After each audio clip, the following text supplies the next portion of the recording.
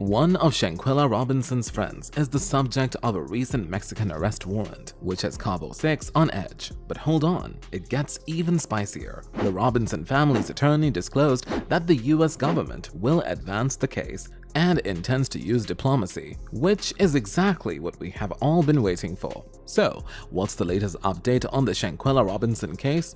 Let's deep dive in this video. But of course, before I spill anything, make sure first that you subscribe to our channel and hit that notification bell for more updates and videos like this. Now, let's dive in. The issue now is that there has to be a high level of diplomatic intervention, and I say high level to be tongue-in-cheek because, to be honest, the highest level is right here.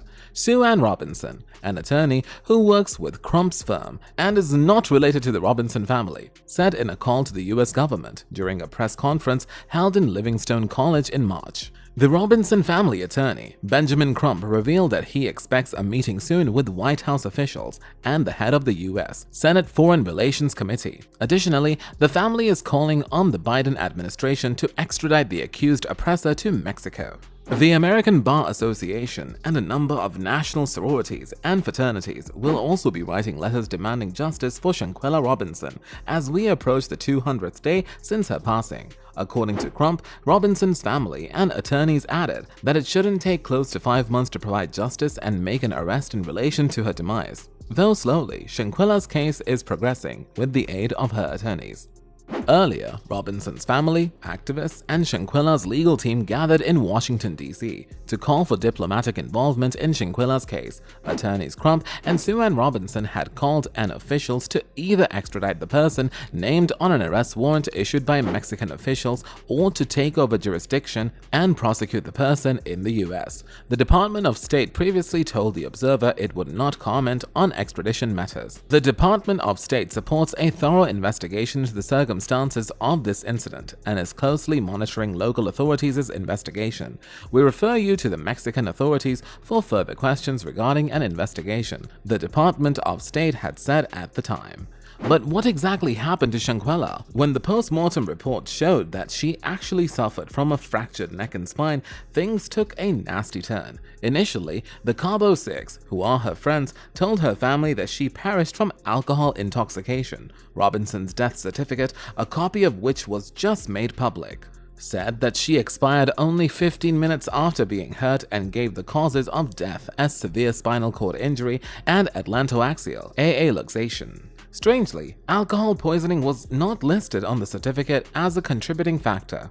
Robinson's attorney encouraged White House officials to track down the Cabo 6 and hold them accountable for Shanquella's demise in a letter to President Biden.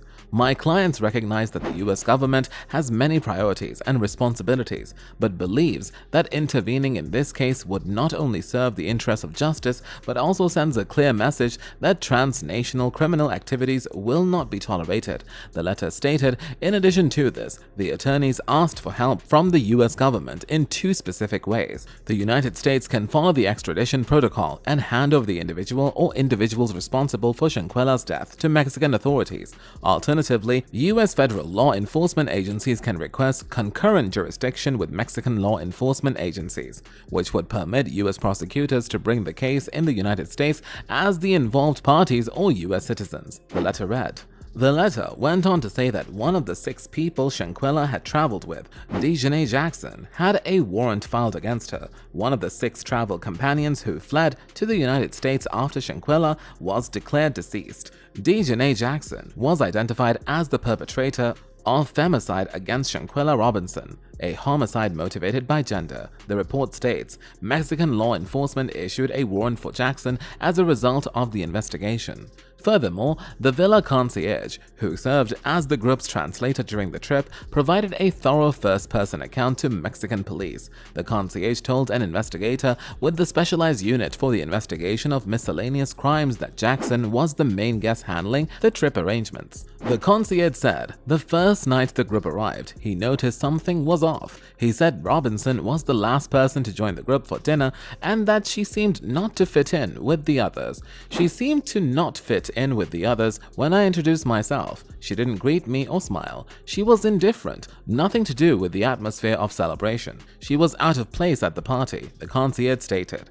This kind of suggests that the group was hostile towards Shanquella from the very start, but that's still not the worst part of it, because even after Shanquella was pronounced deceased, the group still didn't feel any sort of remorse or even grief. The concierge revealed that after she was pronounced, he went up to the villa to offer his condolences to the group. He said, "I left that area and stayed outside the main entrance to give them space to mourn and grieve. Minutes later, I heard laughter." In addition, the concierge reportedly arranged transportation for the group to San Jose when Jackson texted him about dinner many hours later, but he later found out that they had already gone to the airport. The concierge asserted that he realized Jackson had skillfully used him as leverage to leave the country as swiftly as possible after seeing the video of her physical assault on the victim.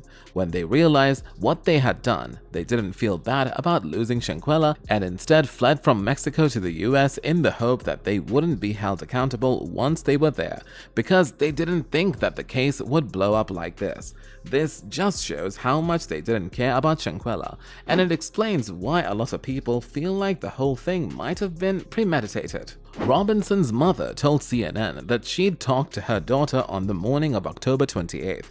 "When I spoke with her, she seemed to be pretty happy. She was laughing," she said. "She seemed very happy on that trip. I said, okay, enjoy yourself. Love you. I will talk to you tomorrow." And I never spoke with her again. And what's even more heartbreaking was she was in touch with her daughter when she landed in Mexico, and in her last call with her, Shanquella told her she was going to get tacos with her friends. But the next time she got a call from Mexico, the earth slipped from under her feet. "Her friends called me. They said Shanquella has alcohol poisoning and that a doctor was on the way to the villa," she added. However, in retrospect, she knew that her daughter would not do such a thing, and it also sounded odd for her that her friends easily and immediately concluded that the reason was alcohol poisoning. It just didn't sit right with her. As Shanquella's mother, she begged the group of friends to bring Quella to the doctor, but they refused, increasing her suspicions. Following her passing, a video of someone physically assaulting Robinson circulated online. She is shown being kicked and punched all over her body and head by the individual, who also threw her to the ground. The authorities later on confirmed that these people were also the ones she was with during the night of her demise.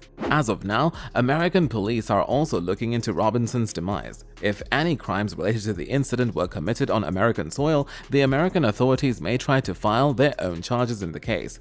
During a press conference in December, though, Robinson's family expressed their desire to see the friends of their daughter arrested and sentenced to prison time in Mexico. What a disheartening scenario for every parent. We could only hope that her slayers get what they signed up for. So, buckle up, because the scandal surrounding Shanquella's death is far from over, with new shocking details emerging day by day. It's clear that this story is still developing. We'll be sure to keep you updated on all the latest insider intel and fascinating updates as they come to light. But what do you think about the US government intervening in the case? Do you think Shanquella will finally have her justice? Let us know in the comments. That's all for today. We hope you found that video interesting. And if you did, make sure you like, subscribe, and hit that notification bell for more videos like this.